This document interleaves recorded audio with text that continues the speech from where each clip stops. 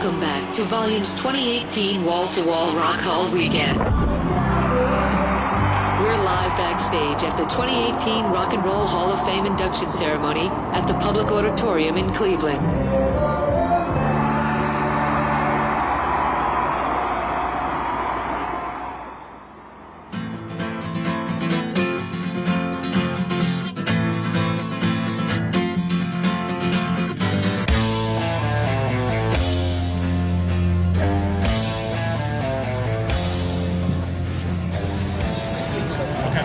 All right, SiriusXM 106. It is Volume. It is the Cleveland Public Auditorium, and we're live. Alan Light, Lori Majewski, myself, Nik Carter, Mark Goodman is walking around, and we are in the presence of greatness. I bow to her, Ann Wilson, goddess.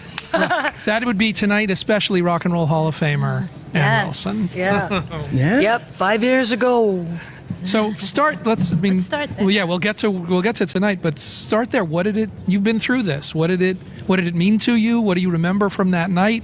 What happens when you're out there? Well, I'll tell you, it's kind of surreal. For me, it was kind of surreal. I think for a lot of people who are inducted, a lot of rock and rollers, they think that rock and roll, by definition, is supposed to be rebellious against the institution and establishment and all that.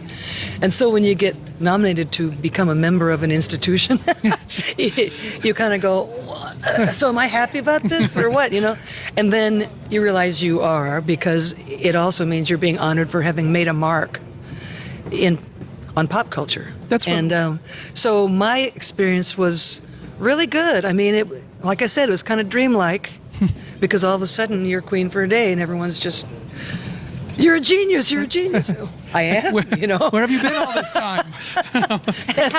Does it change things for you? Like we've been talking to some of the people who are going in tonight, and they're trying to wrap their head around it. Like once you go into the hall, does it change things inside for you at all?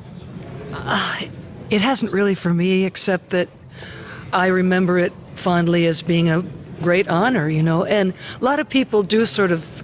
It's like. Suddenly you have a PhD behind your name or something, and it's sort of like you get this new rank. But I think it's also important to point out that, the Rock Hall over the years has been stingy with putting women in. And, when you guys went in, I mean, I've talked to Pink about this, like it really meant something to so many fantastic female vocalists coming up. Yes, it's true, and I have to give them that. I mean, I give them everything, but they have been known to have a little bit of a blind spot about women sometimes, and they're getting over it. Well, this tonight, there's so many women presenting. Brittany tonight. Howard, yeah, it's really a cool thing, and I'm glad to see this evolving. Because it's the whole world of rock and roll is. There's two sides to the sky, Yeah. Well, I remember we spoke... At least two sides. Right. Yes. We spoke a few years ago, and I remember saying when you guys first showed up in the scene, it literally must have been like landing on another planet because there were like no women around. Right. So when you were inducted, did it carry even more weight because of who you are and what you were representing? Well, Nancy and I went through a whole lot, especially at the beginning, to even get credibility in a male-dominated scene at that time. Women were considered novelties then. They could play one female artist per hour on the radio. Never back to back. Never back to back. No. And it's still like that in country, by the way. Women are the tomatoes and men are the meat. That's what they tell us in the sandwich of country music. Well, they've got a ways to go, especially in their videos and stuff. They've got a long way to go. But anyway, hopefully they will go there. So let's talk about tonight. It's the way the horse is running. Talk about tonight. You're here to induct the Moody Blues, which I, gather was your, by lobbying and request that you wanted to be out there. Yeah, I saw just online on Facebook or something. I saw that they were going to be inducted, and so I just went, no, I have to do it. So I told my manager to ask them if I could. To ask the Rock Hall if I could induct the Moody Blues, and they said, "Well, write us a page about why it should be you." So I did. I wrote a page, and they said, "Well, yeah, I guess because I represent the Moody Blues fan base." Well, and what did you we'll hear from you tonight what it is. Yeah. Especially that first page. Why did it mean so? Why do these guys mean so much to you that you felt you needed to be here? Because they inspired me to write songs and to develop myself as more than cheesecake, you know. And I would really give them a lot of credit for that. There were a lot of bands out at the same time, the Rolling Stones, you know, but if I would have emulated the Rolling Stones, I would have ended up being a little bit different of an artist, right? Well, I was inspired by Justin Hayward and his songwriting, especially songs like Questions, you know, and Voices in the Sky and all that kind of stuff that has a philosophic core, you know, and that stuff really hit my 17-year-old soul really hard. And I wonder if it took them so long to get in because they weren't so showy. It was all in the lyrics. It's in there. It's at the core of who they are, rather than, you mentioned the Stones, the strut, the, you know, right, yeah, quiet. They don't. The Moody Blues don't represent the stereotypic rock and roll band as defined by the Rolling Stones or even Bon Jovi or many other bands. They're English, intelligent English gentlemen with this amazing ability to write poetry and write melodies and talk about God, you know. Have you been in communication with them through this, the run up to tonight, or no? I just not met until them tonight? I just met them like 10 minutes ago for the first time. Yeah, wow. Yeah, and I was kind of like. So had they any idea that they were such an influence on you, or that, oh, it's nice to meet you as well? That's exactly what it was like. Just now they were like, oh, well, gee, thanks for the nice letter.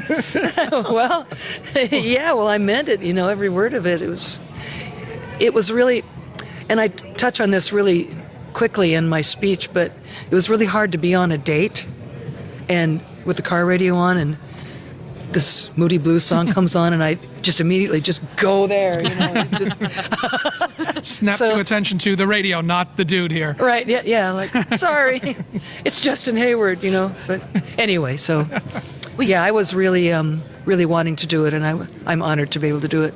Well, you're going out on the road, aren't you? Yeah, I've been doing my own solo thing for a whole year now. We're out on the road now. I just filmed a special that's going to come out on PBS and on Access here in a few months. And how is that, though, going out solo? Is it really tough? Because, you know, everything's on you. Actually, I really light up to it.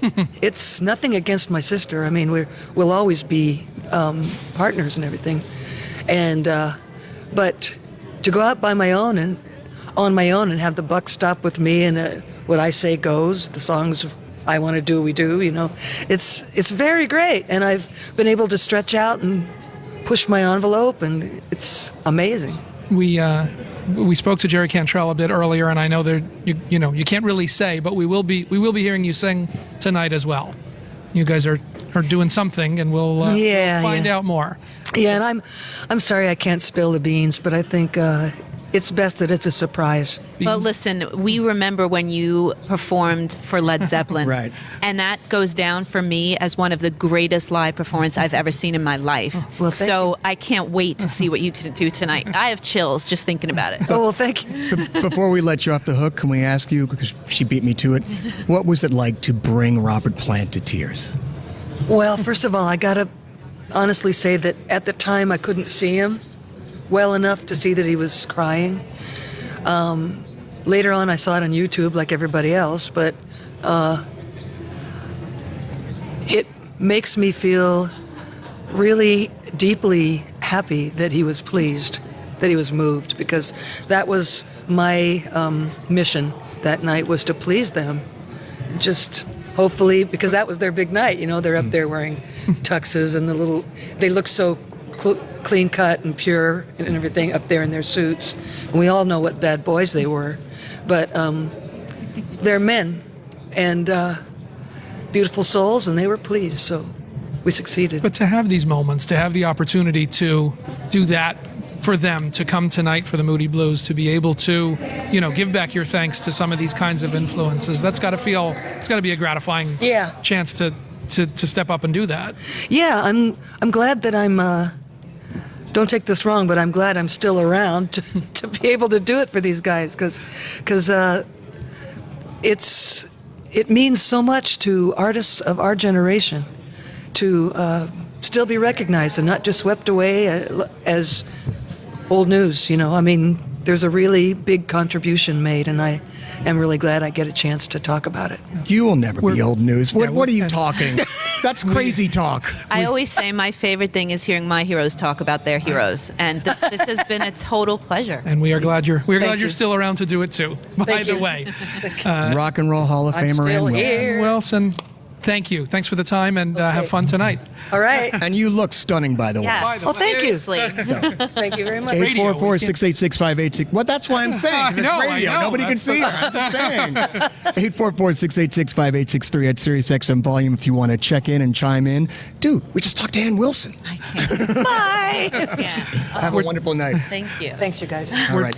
We're going to take a quick break because we're all a little verklempt. There's a lot going on here, man. We're going rapid fire. I've talked to her like 3 times. Oh, she's still here. I've talked to her like 3 times, and she's lovely. She's lovely. All right, we're going to be right back on Volume, live from Rock and Roll Mecca in Cleveland. Cleveland. Stick around.